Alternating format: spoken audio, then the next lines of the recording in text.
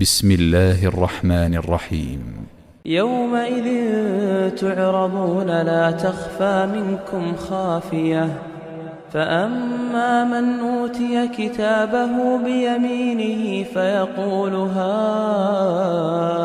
اقرءوا كتابيه إني ظننت أني ملاق حسابيه، فهو في عيشة راضية في جنة عالية قطوفها دانية.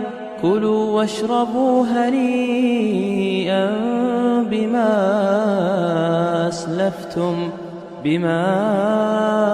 أسلفتم في الأيام الخالية.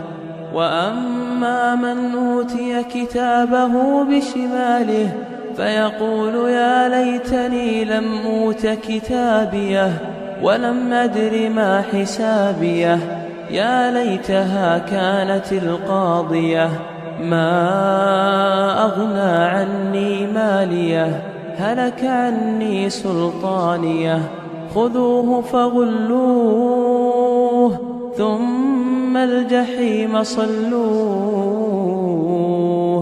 ثم في سلسلة ذرعها 70 ذراعا فاسلكوه، إنه كان لا يؤمن بالله العظيم ولا يحض على طعام المسكين،